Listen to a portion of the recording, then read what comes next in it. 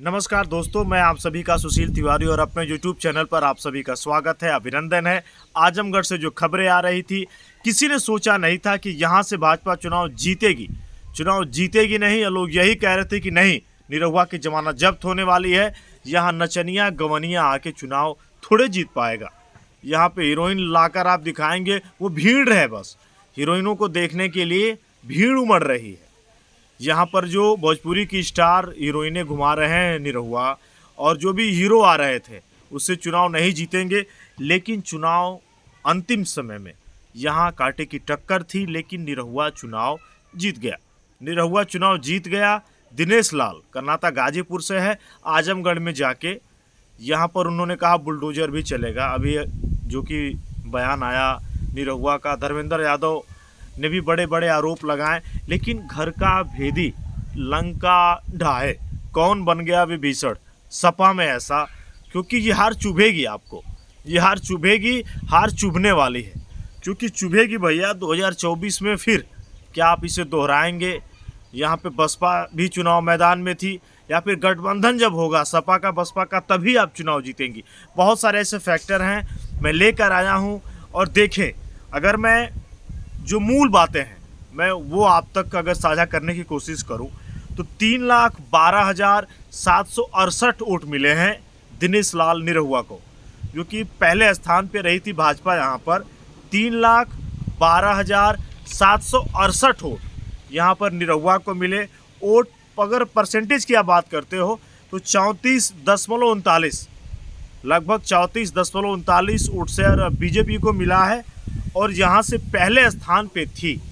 और इसके साथ ही 8,679 वोट, 8,679 वोट से निरहुआ ये चुनाव जीता। लेकिन दूसरे स्थान पे धर्मेंद्र यादव थे, और उनको मिला है 3 लाख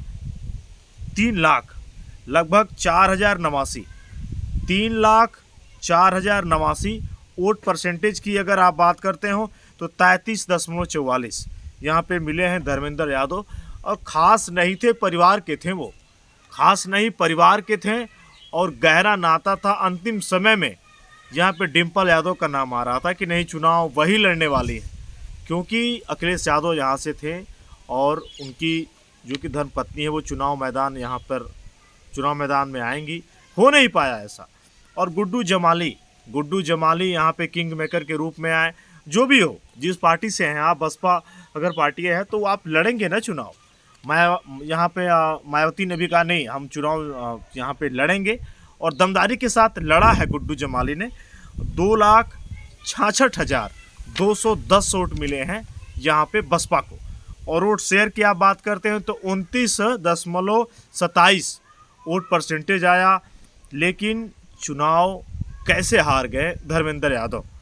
बयान जो आया, ओम प्रकाश राजभर कह रहे कि नहीं भैया, अगर जो आराम से रूम में बैठ के आनंद फरमा रहे थे अखिलेश, अगर वो जीत जाते चुनाव अखिलेश यादव, और माफ़ करें धर्मेंद्र, अगर चुनाव जीतते तो उनको अपने रूम से बाहर आना पड़ेगा, चुनाव प्रचार करना पड़ता, ये ओम प्रकाश राजभर ने कहा।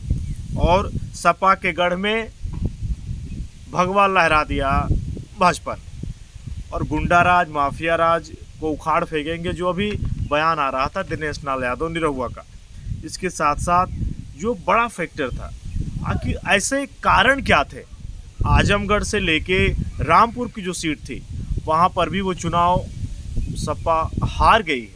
लेकिन सबसे हाई प्रोफाइल सीट की अगर हम बात करें तो सबसे बड़ी सीट थी अखिलेश यादव की, क्योंकि सपा के वह अध्यक्ष हैं और बहुत बड़े चेहरा थे।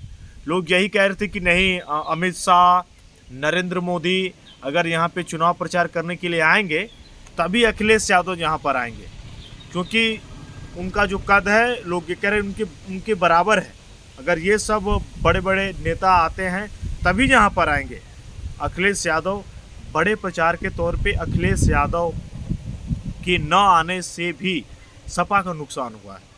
जो सपा के हाई कमान के लोग हैं ज़रूर इस पे मंथन करेंगे, लेकिन हार तो बड़ी है भैया, हार बड़ी है, बहुत बड़ी है, और हार चुभ रही है सपा को, जो कि इस समय दिनेश लाल यादव निरहुआ आए थे और लगभग 3 महीने से आजमगढ़ में आके डेरा जमाए थे। लगातार चुनाव प्रचार हो रहा था और बड़े बड़े नेता भी आए। आदित्यनाथ योगी भी आके यहाँ पे जनसभा किया और उन्होंने कहा नहीं, चुनाव यहाँ पे भाजपा जीत रही है। लेकिन जो आजमगढ़ जो ज़िला है, सपा का गढ़ है, ये हर कोई जानता है, सब लोग इससे अछूते नहीं हैं कि नहीं भाजपा यहाँ पे आके चुनाव जीत सकती है। और भी सारे ज़िले हैं, लेकिन आजमगढ़ में जो सपा का वर्चस्व था वो वर्चस्व काफ़ी बड़ा है और सपा के गढ़ को तोड़ना एक चुनौती के रूप में थी। और जो मैंने आपको हालिया रिपोर्ट भी बताई, मैं फिर एक बार आपको वही बता रहा हूँ। वोट परसेंटेज की बात करें तो लगभग 1% पॉइंट में कुछ कम है ज़रूर, लेकिन दिनेश लाल यादव निरहुआ यहाँ से चुनाव जीत चुके हैं और 3,12,768 वोट मिले हैं। यहाँ पे बीजेपी के जो कैंडिडेट थे यहाँ से चुनाव मैदान में, जहाँ से भावी प्रत्याशी के रूप में पहले ही भाजपा ने कहा नहीं, वहाँ पे निरहुआ ही चुनाव लड़ने वाले हैं। 3,12,768 वोट निरहुआ को मिले हैं। धर्मेंद्र यादव को मिले हैं 3,04,089 वोट मिले हैं। और उसके साथ ही गुड्डू जमाली को, जो कि तीसरे स्थान पे थे, उनको भी अगर हम कहें तो 2,66,210 वोट मिले हैं। निरहुआ ने जो चुनाव जीता वो 8,679 वोटों से चुनाव जीत लिया। नेता हैं, लोग कहते हैं कि हम तो अगली बार बहुत ही अच्छा करेंगे, सुपड़ा साफ कर देंगे। लेकिन उपचुनाव भले ये था, लेकिन आपने ताकत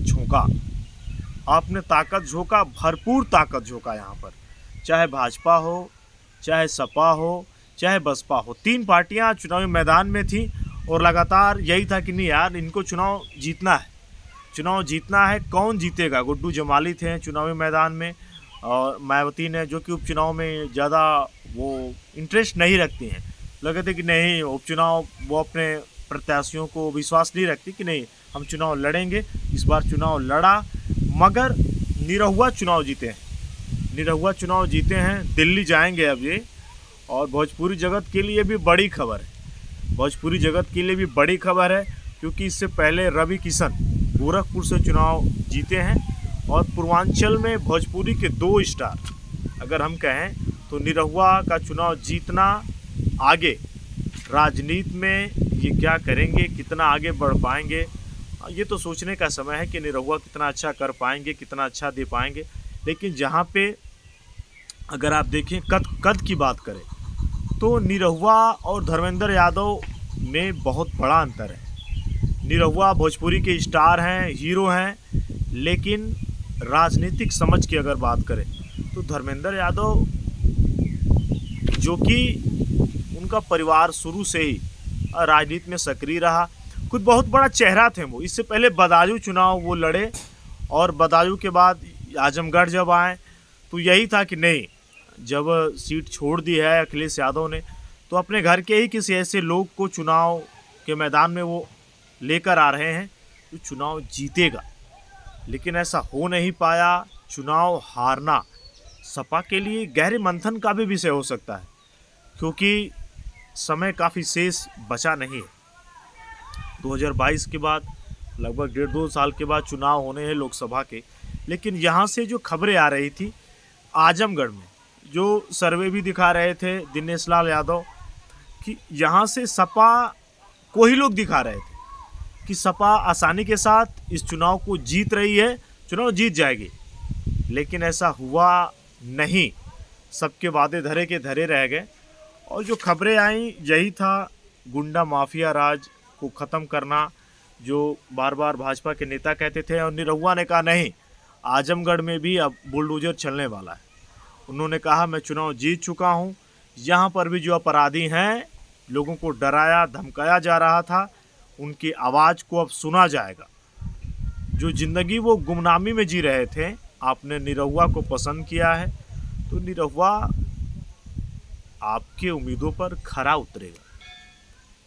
कहाँ तक ये सही हो पाएगा, इसको वह सामने पटल पर रख पाते हैं दिनेश लाल यादव। निरहुआ के नाम से उनको जाना जाता है, कद बढ़ा है, इसको आप नज़रअंदाज नहीं कर देंगे, क्योंकि यादव कम्युनिटी के थे। और आप देखिए धर्मेंद्र यादव कि सपा को लोग यही होते हैं, लोग ये भी कहते हैं कि नहीं सपा का जो वोट है वो यादवों को है और यादव ही उसको वोट करते हैं।